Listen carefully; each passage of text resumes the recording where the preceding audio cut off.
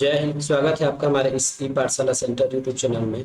आज का हमारा टॉपिक है वर्तनी। और वर्तनी का हमने 3 वीडियो डाला है जो हमारा बेसिक वीडियो था। आज हम एमसीक्यू करने वाले हैं वर्तनी के। इसमें पूरे वही क्वेश्चन रहेंगे रहेंगे जो छत्तीसगढ़ के या फिर व्यापम के द्वारा पूछे गए पुराने 10 वर्षों का प्रश्न। ठीक है। इसके बाद यदि हो जाएगा तो हम प्रैक्टिस सेट भी लगा लेंगे, लेकिन फिलहाल एमसीक्यू करेंगे, और वो भी जो एग्जाम में आए हुए हैं, है ना। तो इस सेशन से आपको ये पता चल जाएगा कि एग्जाम में किस प्रकार वर्तनी से क्वेश्चन पूछा जाता है और कैसा पूछा गया है। और बहुत सारे क्वेश्चन तो ऐसे हैं कि रिपीट होंगे, है ना।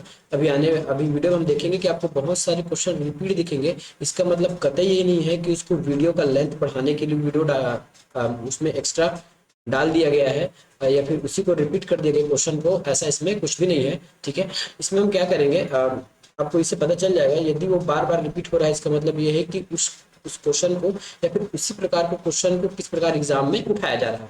ठीक है। उस प्रकार क्वेश्चन को या फिर उसी प्रकार क्वेश्चन को किस प्रकार एग्जामों में उठाया जा रहा है। ठीक है। तो ये हमारा पहला क्लास होगा वर्तनी एमसीक्यू का। मे बी ये 2 से 3 क्लास में खत्म होगा। तो चलिए हमारे क्लास में आज एंट्री करते हैं। यदि आप चैनल पर नए हैं तो पहले पूरा वीडियो देख लीजिएगा। पसंद आएगा तभी आप चैनल को सब्सक्राइब कीजिए और वीडियो को लाइक कीजिएगा। ठीक है।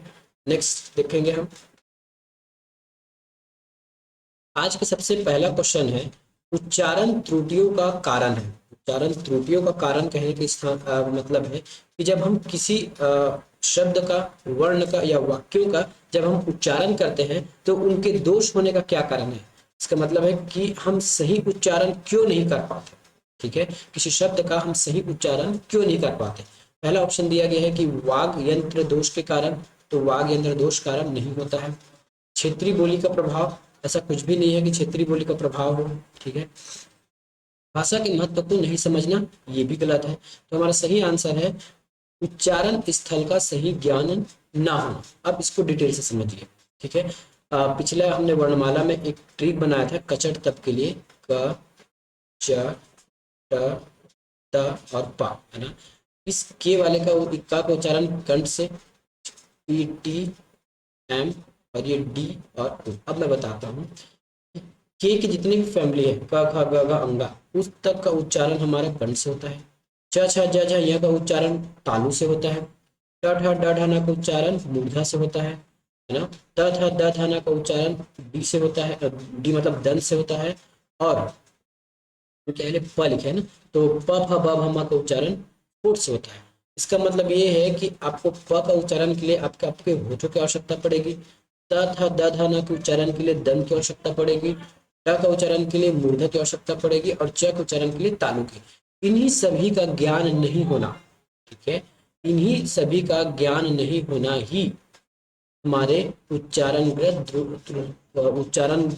त्रुटियों का दोष है। अब ये कैसे, ये समझ ले। हमारे पास 3 है, ये और ये। इन तीनों का उच्चारण हमारे अलग अलग मुख से होता है। ठीक है। ये जो श है हमारा मूर्धा है, तालु है, ये मूर्धा में आता है, और ये हमारे दंत में आता है। ठीक है। देखिए तीनों श है, लेकिन इस शक्कर वाले का उच्चारण हम करते हैं तालु से। षटकोण वाले श है, इसका उच्चारण करते हैं हम मूर्धा से। और इस स का उच्चारण करते हैं हम दंत से, है ना। त थ द ध न जैसे उच्चारण होता है उसी प्रकार इस स का भी उच्चारण होता है। तो ऐसे बहुत सारे वर्णमाला है जिसका सही उच्चारण ज्ञात नहीं होने से या फिर सही उच्चारण स्थल ज्ञात नहीं होने से हमारे उच्चारणगत त्रुटियों का कारण बनता है। ठीक है। दूसरा क्वेश्चन चलते हैं। वर्तनी का सबसे बड़ा आधार क्या है। वर्तनी का सबसे बड़ा आधार है उच्चारण। अभी हमने देखा है, तो यदि आपका उच्चारण सही है ना, यदि आपका उच्चारण सही है तो ऑटोमेटिक आपका वर्तनी ठीक हो जाएगा। वर्तनी का रीति आपको लिखने से भी है और उच्चारण से भी है। ठीक है। चिन्ह बिल्कुल नहीं, मात्रा बिल्कुल नहीं, क्योंकि मात्रा इसलिए नहीं बोल सकते क्योंकि मात्रा अपने आप में एक स्वर है और स्वर का भी उच्चारण स्थान होता है। ये जो हम 5 उच्चारण स्थान देख रहे हैं, कंठ, तालु, मूर्धा और दंत और होस्ट, इन्हीं पांचों में से किन्हीं न किन्हीं स्थान से हमारे स्वरों का उच्चारण होता है। तो अंततः हमारा उत्तर आ जाएगा उच्चारण। लिखने की रीति को क्या कहते हैं। लिखने की रीति को शैली, वर्ण या इनमें से कोई नहीं। तो लिखने की रीति को हम वर्तनी कहते हैं। ठीक है। लिखने की रीति को हम वर्तनी कहते हैं। तो ये शैली नहीं आएगा, वर्ण नहीं आएगा, और इनमें से कोई नहीं आएगा। ठीक है। अगला क्वेश्चन चलते हैं। वर्तनी किसे कहा जाता है? देखिए क्वेश्चन आपको सेम से मिलता जुलता मिलेगा, ऐसा ही क्वेश्चन पूछा जाता है। यदि आपने इसमें लगभग 100 क्वेश्चन है, यदि इन सभी को अच्छे से कर लिया तो वर्तनी से आपके क्वेश्चन छूटने के चांस बहुत कम हो जाएंगे। वर्तनी किसे कहते हैं? पढ़ने की रीति को, लिखने की रीति को, वाक्य रचना को, या फिर उच्चारण का। अभी हमने देखा है ना KTM दो, तो पढ़ने की रीति को, वाक्य की रीति को। अभी इसमें आपको कभी कभी मतभेद हो सकता है कि इसमें पढ़ने लगाएं या लिखना लगाएं। ठीक है, तो पढ़ने के साथ साथ लिखना, ठीक है, किसी चिन्हों का पढ़ने के साथ साथ लिखने में उसका उपयोग करना ही हमारा वर्तनी कहलाता है, जिसको हम हिज्जा बोलते थे, या इंग्लिश में बोलते हैं स्पेलिंग। ठीक है, इंग्लिश में हम स्पेलिंग बोलते हैं, तो वो हो जाएगा हमारे लिखने की रीति को। ठीक है, वर्तनी किसे कहते हैं? तो लिखने की रीति को हम वर्तनी कहते हैं। ठीक है, लिखने की रीति को हम वर्तनी कहते हैं। किसी भी भाषा में वर्तनी की एकरूपता स्थिर की जाती है। किसी भी भाषा में वर्तनी की एकरूपता स्थिर की जाती है ध्वनि की सुंदरता के लिए। किसी भी भाषा में वर्तनी मतलब जब आप कोई भी चीज लिखते हैं तो वो क्यों आप एक सिस्टमैटिक रूप से लिखते हैं, है ना, खासकर ग्रामेटिकल के मद्देनजर। तो ध्वनि की सुंदरता बिल्कुल नहीं, है ना, ध्वनि को सही ढंग से उच्चारण करने के लिए। तो जब भी हम वर्तनी लिखते हैं तो ध्वनि को सही ढंग से उच्चारण करने के लिए हम उसको सही प्रकार से लिखते हैं। ध्वनियों को तीव्र प्रवाह गलत है, और ध्वनियों की एकरूपता ये भी गलत है।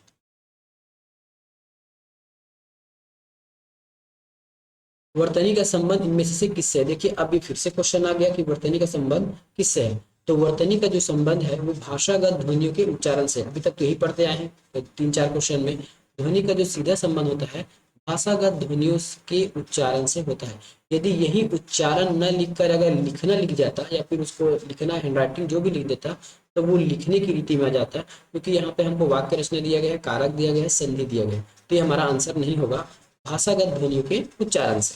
ठीक है, बोलते समय उच्चारण की स्पष्टता के लिए किसी अक्षर पर विशेष बल दिया जाता है, जिसको हम कहते हैं, ठीक है, बोलते समय उच्चारण की स्पष्टता के लिए किसी अक्षर पर विशेष बल दिया जाता है, इस क्रिया को हम क्या कहते हैं? निपात बिल्कुल नहीं, संगम बिल्कुल नहीं, इसको हम बोलते हैं बलाघात। निपात क्या है ये हम बाद में देख लेंगे। ठीक है, बलाघात कहने का मतलब है जब हम किसी शब्द को विशेष जोड़ देके बोलते हैं कि उसने कहा है कि, जब हमने कोई वर्ड कोई बात बोल दिया कि उसने कहा है कि, इस प्रकार कि किसी शब्द को जोड़ देकर बोलना, है ना, उसने ही कहा था।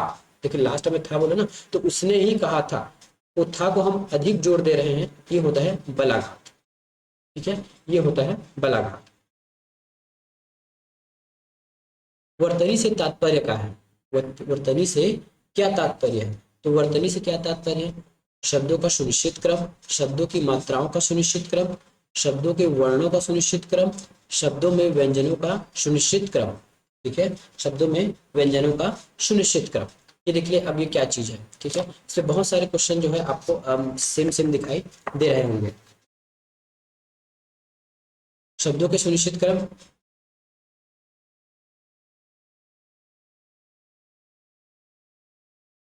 तो ये है आपका शब्दों के वर्णों का सुनिश्चित क्रम। शब्दों में वर्णों का, न कि मात्राओं का, क्योंकि मैंने पहले ही बताया है मात्रा अंततः स्वर है और स्वर एक वर्ण होता है।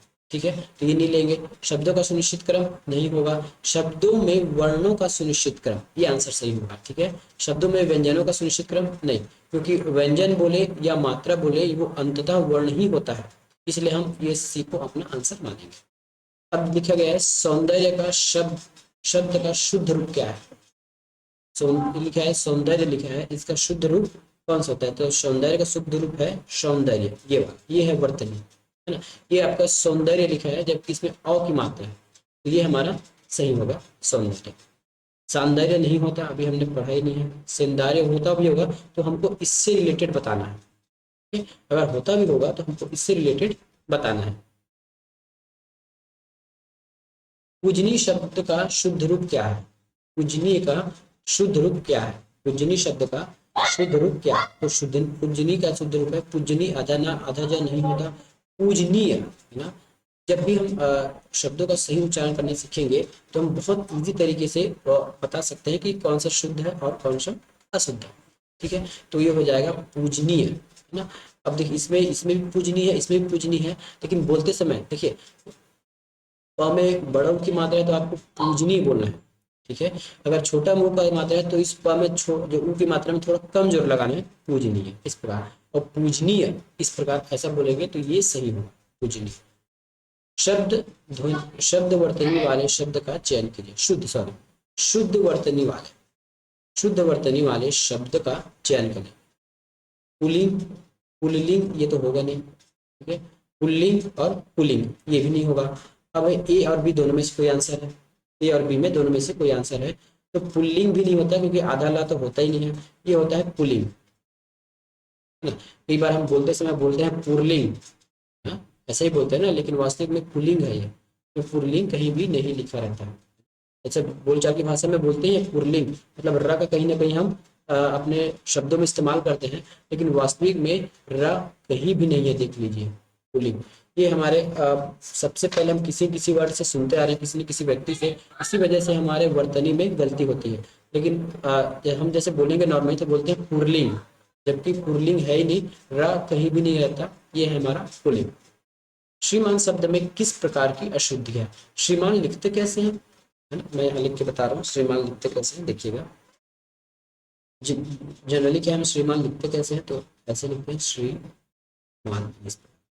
तो न के नीचे कोई हलंत होना चाहिए था, जैसे हम लिखते हैं, तो यहाँ न तो नीचे हलंत नहीं है, वर्ण संबंधी बिल्कुल नहीं, समास संबंधी बिल्कुल नहीं, प्रत्यय संबंधी बिल्कुल नहीं, तो हलंत संबंधी, इस न के नीचे ऐसे हलंत आना चाहिए था।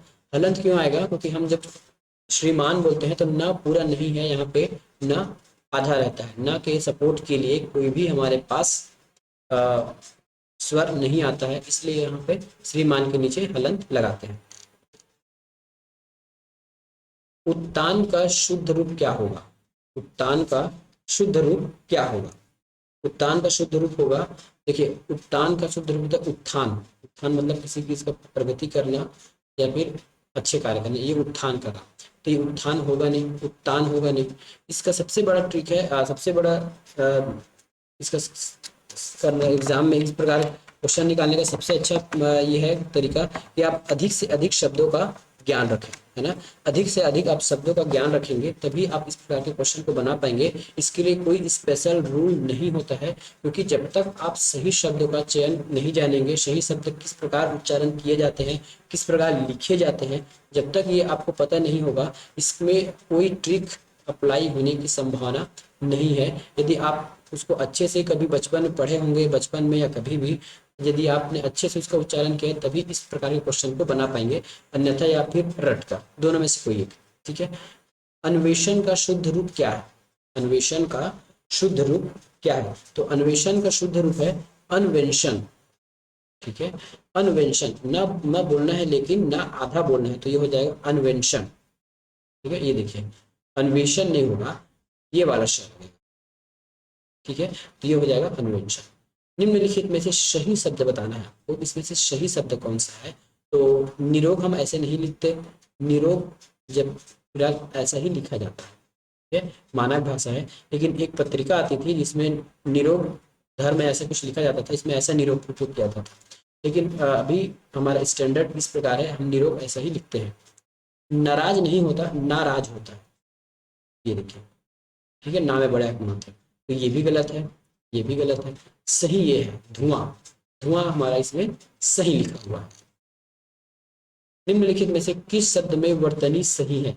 अनुग्रहित, अनुग्रहित, अनुगृहित और अनुग्रहित, ठीक है। ग्रहित होता है कि गृहित होता है, ठीक है, अनुगृहित ग्रहित होता है कि गृहित होता है, ये होता है हमारा अनुगृहित, ग्रह की मात्रा नहीं आता है ना, अनुगृहित होता है। देखिए ये जो नीचे है ना, देखिए जो इस प्रकार का ये मात्रा होता है हमारी, ये री की मात्रा है ना? और वर्ण में जब तक हम इस प्रकार अगर लगाते हैं, इस प्रकार की मात्रा या फिर इस प्रकार की मात्रा शब्दों में, ये हमारी र की मात्रा होता है। तो अनुगृहित में री की मात्रा होता है, न कि र की मात्रा, ना। तो इसमें र की मात्रा है, देखिए ये र की मात्रा है। सभी में फिर अनुगृहित है, लेकिन अनु में छोटा अनु रहेगा और गृहित, तो छोटा अनुगृहित कौन सा है? ये है ना। अनुगृहित में बड़ा ही होना चाहिए, तो ये हो जाएगा हमारा अनुगृहित। अच्छे से पढ़िएगा, अनुगृहित, ठीक है, उच्चारण से आप सब कुछ अच्छे से बोल पाएंगे। निम्नलिखित में से कौन सा वर्तनी का शुद्ध रूप है? उज्ज्वल, उज्ज्वल, उज्ज्वल और उज्ज्वल और उज्ज्वल। इसमें बड़ा हुआ आएगा कि छोटा हुआ आएगा, आधा जा आएगा कि आधा हुआ आएगा, ये सब ज्ञान रहना अधिक आवश्यक है। तो इसमें होता है छोटा हुआ आता है, सबसे पहले तो जहाँ बड़ा हुआ इसको काट दीजिए, है ना। छोटा हुआ आता है बोलने के लिए, तो इसमें तो बड़ा हुआ तो काट देंगे। और आधा ज भी आता है, इसमें तो आधा ज है नहीं, इसको काट दीजिए। बचा हमारे पास आंसर ये उज्ज्वल। ठीक है, उज्ज्वल, ये है हमारा सही आंसर। ठीक है, वर्तनी की दृष्टि से कौन सा शब्द सही है? व्यवसायक ना। देखिए जो लिखा है ये हमारे लिए गलत है, लेकिन इससे मिलता जुलता या फिर ये सही किस प्रकार लिखा जाएगा ये पूछा जा रहा है। तो हमारा ऑप्शन दिया गया है व्यावसायिक, व्यावसायिक, व्यावसायिक। सब उच्चारण में सेम सेम लग रहा है, थोड़ा सा अंतर है। इसका आंसर हो जाएगा व्यावसायिक, ये वाला व्यावसायिक इसका सही आंसर होगा। निम्नलिखित शब्दों में से शुद्ध शब्द बताइए। अधीन, योगिवर, नवमंडल, प्रत्युत।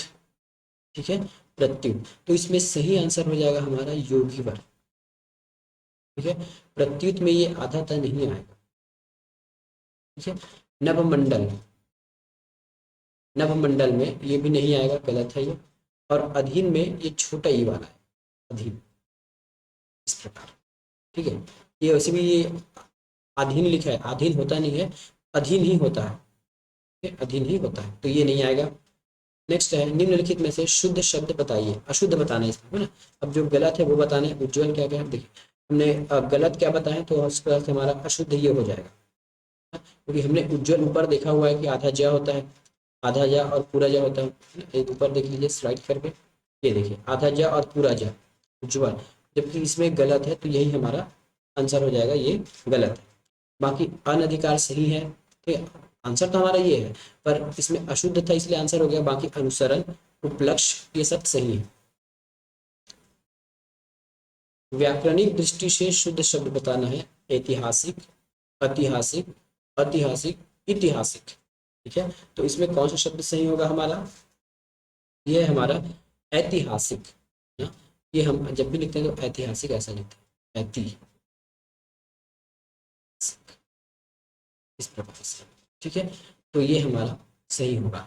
ऐतिहासिक नहीं बोलते या ऐतिहासिक नहीं बोलते, ये गलत है। इतिहास भले ही बोलते हैं, लेकिन इतिहास में जब हम देखिए इसमें ना, ऐतिहासिक जब हम आपको बढ़ाएंगे, प्रत्यय और उपसर्ग पढ़ाएंगे, उस समय बताएंगे कि इस ई का, है ना। वैसे तो हम इतिहास इसी ऐसे ही लिखते हैं, इतिहास हम कुछ इस प्रकार ही लिखते हैं, लेकिन इसमें इक जोड़ा गया है, इसमें इक जोड़ा गया है। तब क्या होगा, ये इक जोड़ने से ये ई जो है ए कैसे बन गया है, ये हम आपको नेक्स्ट चैप्टर जब भी प्रत्यय या फिर उपसर्ग बताएंगे, पढ़ाएंगे, तब बताएंगे कि ये ऐसा हुआ तो हुआ। फिलहाल यहाँ पे आप कीजिए। हाँ, ये बोल सकते हैं कि प्रत्यय उपसर्ग पढ़ने के बाद भी आप शुद्ध अशुद्ध शब्द पहचान सकते हैं। ठीक है, तो ये हम वहाँ बाद में बताएंगे कि ये ई का ए कैसे हो गया, या फिर ये ए होता है कि बड़ा ए होता है कि छोटा ए होता है, ये हम आगे चल के डिस्कस करेंगे। ठीक है, योगी राज का शुद्ध शब्द बताइए।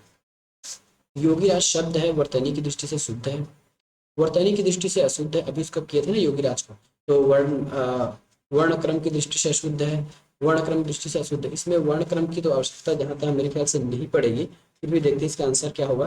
देखिए वर्ण क्रम से तो हमको कोई लेना देना नहीं है ना। वर्तनी में देखते हैं तो वर्तनी की दृष्टि से अशुद्ध है और वर्तनी की दृष्टि से शुद्ध है। तो ये वर्तनी की दृष्टि से, ठीक है, ये वर्तनी की दृष्टि से अशुद्ध है। अभी हमने ऊपर इसको किया था ना, ये अशुद्ध है,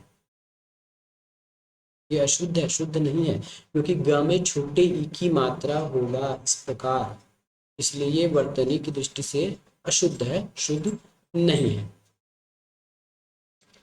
उत्कर्षता शब्द में व्याकरण संबंधी कौन सी अशुद्धि है? उत्कर्षता, उत्कर्षता संबंध में या फिर उत्कर्षता में व्याकरण संबंधी कौन सी अशुद्धता है?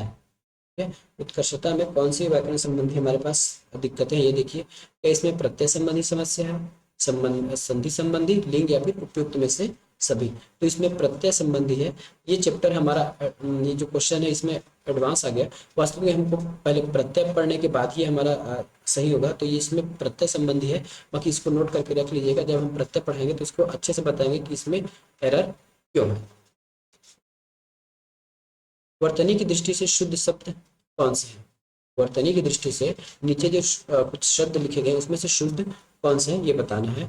तो इसमें होता है आपका निर्मोही ना, निर्मोही। देखिए अब निर्मोही की लिखे हैं, इसका मतलब नृ तो नहीं होगा नहीं, या तो नीचे री की मात्रा है तो नृ तो होता नहीं है। ठीक है, तो ये निमोही लिखा है। जब भी हम अभी तक पढ़े हैं सुने हैं तो निर्मोही ही पढ़े हैं, है ना, तो निमोही तो होगा नहीं। उसके बाद यहाँ लिखा है निमोहरी। देखिए इसमें कैसा है, इस र की मात्रा को यहाँ होना चाहिए था, इसलिए गलत है। तो हमारा सही आंसर हो जाएगा निर्मोही। देखिए यहाँ पे ना र का उच्चारण पहले हो रहा है। ठीक है, जब मैं वर्तनी की पहले क्लास पढ़ाया था या सेकंड क्लास में, तो मैं बताया था कि र की मात्रा का उपयोग कहाँ पे कैसे होता है।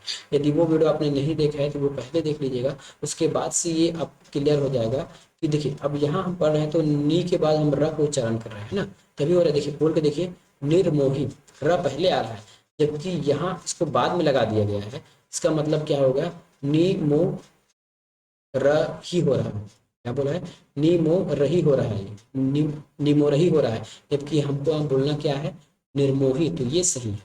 ठीक है, कौन से शब्द में वर्तनी सही है, बताना है कि कौन सा ऐसा शब्द है जिसमें वर्तनी सही है। तदुपरांत, अतिशयोक्ति, अनुकूल, पुनरुद्धार। ठीक है, इन सब में सही क्या है ये बताना है। तो इसमें सबसे सही है पुनरुद्धार। तदुपरांत होता है, द में छोटा उ लग जाएगा तो वो तदुपरांत होता है। ऐसा होगा, ये तदुपरांत को हम क्या लिख सकते हैं, मैं यही लिख के बताता हूँ। देखिए तदुपरांत को क्या लिख सकते हैं, तदु। ठीक है, तदुपरांत, ये कुछ इस प्रकार से लिखना था इसको, ये गलत है। अतिशयोक्ति को कैसे लिख सकते हैं, तो अतिशयोक्ति, अतिशयोक्ति होगा ये। ठीक है, अतिशयोक्ति होगा, मतलब आधा श किया है उसको हम पूरा श करेंगे, ये हो जाएगा हमारा अतिशयोक्ति। ये अतिशयोक्ति हो जाएगा। ठीक है, उसी प्रकार अनुकूल, तो अनुकूल में छोटा न की मात्रा होती है, तो ये हो जाएगा अनुकूल, इस प्रकार। तो ये तीनों गलत थे, सही था हमारा पुनरुत्थान। कौन से शब्द की वर्तनी अशुद्ध है, कवयत्री, कवियत्री, प्रादुर्भाव, कवियत्री और आकलन।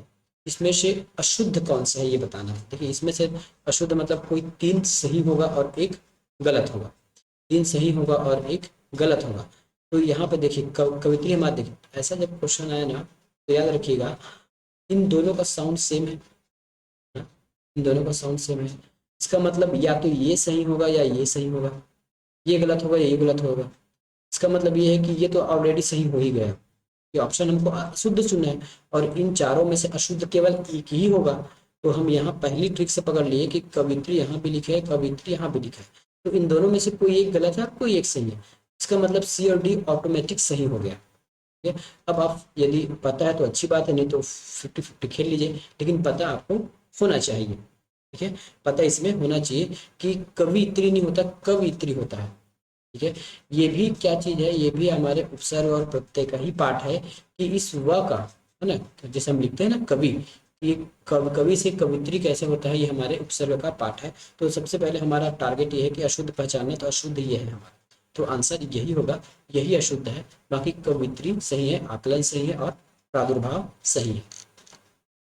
निम्नलिखित में से शुद्ध शब्द कौन सा है ये बताइए। आगमी, साधु, कालिदास, छिपकली। आगमी नहीं होता, मेरे ख्याल से आगामी होता है ना, आगमी नहीं होता, मेरे ख्याल से आगामी होता है। लेकिन इसमें हमको शुद्ध पूछा, हाँ शुद्ध पूछा है ना, तो ये आगामी तो आगमी तो गलत हो गया ना। साधु में छोटा धू होता है, तो साधु आप जो लिखेंगे ना इसमें आपका छोटा वाला धा आ जाएगा, और ये आगमी को ना होगा, ये आगामी होगा, ये आगामी होगा। ठीक है, ये कालिदास, कालिदास कालिदास में आपका ला छोटा, ला छोटी की मात्रा आएगी ला में, तो ये हो जाएगा कालिदास, ये कालिदास इस प्रकार से लिखा जाएगा। तो सही कौन सा है, तो सही हमारा है छिपकली। कई कई लोग छिपकली बोलते हैं, क्या बोलते हैं, कई लोग गलत उच्चारण कैसे करते हैं, ये छिपकिली, कुछ इस प्रकार से उच्चारण करते हैं। बचपन में हमने भी बहुत उच्चारण किए हैं, पर ये गलत है ना। बोलना क्या है, छिपकली बोलना। अब निम्नलिखित शब्दों में से सही शब्द आपको चुनना है। उन्मीलित, उन्मलित, उन्मीलित, उन्मीलित, इनमें से सही क्या है, ये देखिए। सही उच्चारण बोले हैं तो सही उच्चारण हो जाएगा उन्मिलित, ये वाला। ठीक है, उन्मिलित, उ अधना, बड़ाई, बड़ा मी और ली अवती, ये हो जाएगा उन्मिलित। मेरे ख्याल से ऊपर वाला भी सेम सेम लिख दिया, यानी सेम नहीं है, इसमें बड़ा ही है, तो ये सही है हमारा डी। अशुद्ध शब्द आपको पहचानने हैं। अंकुश, प्रेयसी, अंतर्गत, निरोग। अभी हमने निरोग के लिए देखा था क्या, निरोग के लिए हमने कुछ इस प्रकार देखा था। निरोग को हमको ऐसे लिखना है, ठीक है। उसमें अशुद्ध कौन सा हो गया, तो अशुद्ध मेरे ख्याल से यही हो गया, निरोग। ठीक है, अशुद्ध मेरे ख्याल से यही होगा क्योंकि हमने ऊपर पढ़ा है। इसका मतलब देखिए ये सही है, तो अब ध्यान देते चलना है कि अंकुश कुछ इस प्रकार से लिखना है, प्रेयसी ऐसा ही लिखेगा और अंतर्गत ऐसा ही लिख के चलना है। ठीक है, तो ये हमारा आज का वीडियो कितना लेंथ हो गया आज का, लगभग 25 मिनट का वीडियो हो गया है। तो 5 मिनट और देख लेते हैं कुछ क्वेश्चन, फिर हम आधे घंटे के बाद 5 मिनट के बाद क्वेश्चन खत्म कर देंगे आज का सेशन। वर्तनी के अनुसार कौन सा शब्द शुद्ध है, ठीक है। वर्तनी के अनुसार कौन सा शब्द हमारा शुद्ध है। इसमें क्वेश्चन दिया गया है कि अधीन, आधीन और अधीन, उपरोक्त में से कोई नहीं। इसमें से कौन सा सही होगा। अभी हमने अधीन और अधीन वाला, एक अधीन वाला देखा था ना, तो एक अधीन वाला में कौन सा हो जाएगा सही, अधीन, आधीन, ये हो जाएगा हमारा सही अधीन। ठीक है, आधा में बड़ा ही होता है, उस समय बताया था कि अधीन में बड़ा ही होगा, तो ये होगा अधीन बड़ा होगा और छोटा गलत। आधीन तो होता ही नहीं है, ठीक है, तो हमारा शुद्ध रूप होगा अधीन। ठीक है, छोटा ई नहीं आएगा। सही शब्द का चयन कीजिए। आशीर्वाद, आशीर्वाद, है ना, आशीर्वाद और आशीर्वाद। ठीक है, इसमें र का खेल है, देखिए, है ना। ओरिजिनल हम जैसे उच्चारण करते हैं तो बोलते हैं कि आशीर्वाद, आशीर मतलब पहले श बाद में र का साउंड, क्या कहा, पहले श बाद में र का साउंड। लेकिन पहले ऑप्शन में देखिए यहाँ ये र को पहले लगा दिया गया, देखिए इस श में र यहाँ लगा, इसका मतलब र का उच्चारण पहले होगा, तो गलत है। जबकि हम बोलते हैं आशीर्वाद, स के बाद र आना चाहिए। बाकी में सब में श के बाद यहाँ भी देखिए पहले आ गया है, ये यहाँ भी ये पहले आ गया है, तो ये भी नहीं बनेगा। लगभग लगभग दोनों सेम लिख दिए ऑप्शन में, ठीक है, ये दोनों गलत हो गए। फिर आता है हमारे पास आशीर्वाद और ये आशीर्वाद, तो छोटा ई आएगा, छोटा वाला आएगा कि बड़ा वाला आएगा, ये बस ये देखना है। तो हमारा सही आंसर हो जाएगा सी, आशीर्वाद। बड़ा स की मात्रा आता है, छोटा श की मात्रा नहीं आता है। पता चला ना इसको कैसे काटा है, क्योंकि यहाँ र की मात्रा आ रहा है, जबकि हम अगर ऐसा बोलते हैं तो हमको क्या बोलना पड़ता, आ के बाद र का साउंड बोलना पड़ता। देखिए किस प्रकार से बोलते हैं, अगर आ प्लस र और ये, अब बोल के देखिए आरशी, आशीर्वाद, देखिए वाद भी है ना, ये देखिए फिर क्या बोलते हैं आशीर्वाद, क्योंकि रा पहले का उच्चारण है। लेकिन जबकि हमारे सही वाले में हमने आ पहले बोला, फिर शी बोला, फिर रा, फिर वाह है। देखिए इसको मैं बाहर निकाल के बता रहा हूँ। इसमें हमने पहले आ बोला, आ के बाद बोला हमने शी, और शी के बाद बोला र जो आधा वाला है, ठीक है, उसके बाद हमने बोला वाद। अब बोल के देखिए आशीर्वाद, अब ये सही है ना।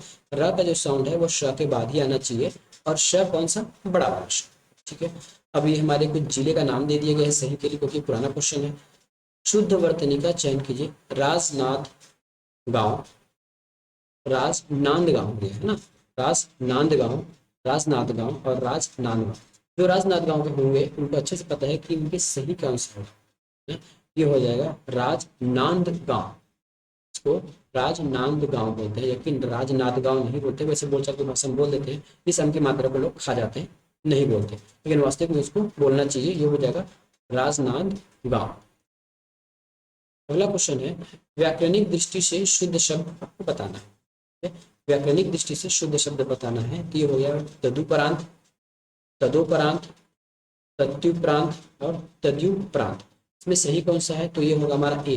हमने अभी पढ़ा था कि तदुपरांत में दू छोटा रहेगा। अभी इस देखिए बहुत सारे क्वेश्चन रिपीट हो रहे हैं, है ना। इसका मतलब ये नहीं कि मैंने क्वेश्चन बढ़ाने के लिए डाल दिया है, ये क्वेश्चन बार बार आए हैं इसलिए डाला गया है।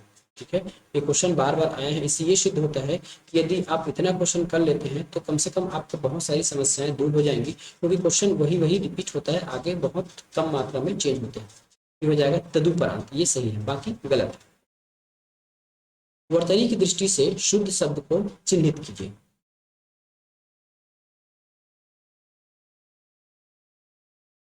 अंधेरा, सन्यासी, त्राष्टा और अर्ध सत्य।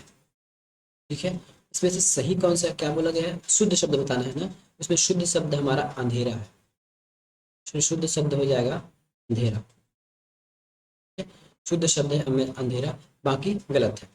सही वर्तनी चुनिए। अंतरथ, अंतर्गत और अंतर्गत। ठीक है, इसमें क्या कहा गया है, अंतरथ, अंतर्गत, अंतर्गत, तो ये हो जाएगा हमारा ये अंतर। ठीक है, अब बहुत लोग ये बोलेंगे कि हमने तो ये त को अम की मात्रा के रूप में लगाया है ना, अंतर्गत, तो ये हमारा अंतर्गत जो है ना, ये जो है हमारे एक अनुस्वार के रूप में यहाँ पे काम कर रहा है, और मानक दृष्टि यही है ना। मानक जो लिखने की दृष्टि है, अंतर्गत कुछ इसी प्रकार से लिया जाता है अम की मात्रा के रूप में।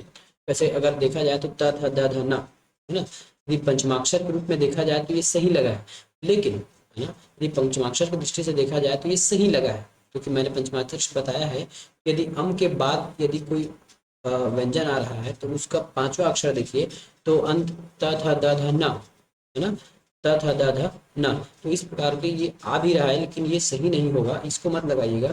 कुछ कुछ शब्द अपवाद के रूप में है, जिसमें ट्रिक और नियम आपके काम नहीं करेंगे, तो यही सही हो जाएगा अंतर, क्योंकि इसकी मानक रचना यही है। निम्नलिखित में से शुद्ध वर्तनी युक्त शब्द बताइए। रचयिता, र ये गलत हो गया, है ना। यथेष्ट, यथेष्ट, शासन, तो शासन गलत लिखा है, रचयिता भी गलत लिखा है, क्योंकि इसमें रचयिता लिख दिया है, जबकि होता है रचयिता, है ना। शासन ये भी गलत लिखा है, शासन तो हम कुछ इस प्रकार से लिखते हैं, ठीक है, और रचयिता कुछ लिखेंगे तो रचयिता इस प्रकार से लिखा जाए, तो ये दोनों तो गलत हो गया। ठीक है, हमको शुद्ध बताना है। यथेष्ट और यथेष्ट, ट आएगा कि ठ आएगा, अब यही दोनों में टक्कर है, तो ये दोनों 50-50 खेल लीजिए, अब कौन सा है पता है तो अच्छी बात है। तो इसमें हो जाएगा हमारा यथेष्ट, ये यथेष्ट नहीं होता, यह यथेष्ट होता है, ठ ना होकर ट होता है, तो ये भी गलत हो जाएगा।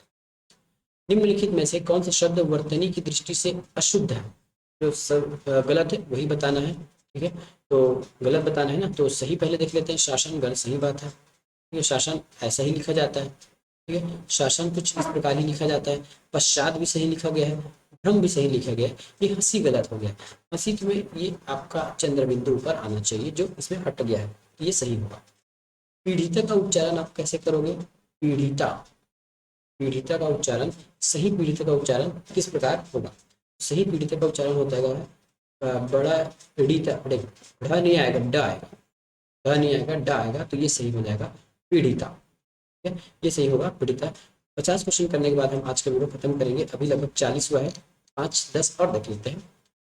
मनुष्य संहार का शुद्ध रूप है, मनुष्य संहार का शुद्ध रूप है मानववध, मानव संहार, मनुष्य का संहार और नर संहार।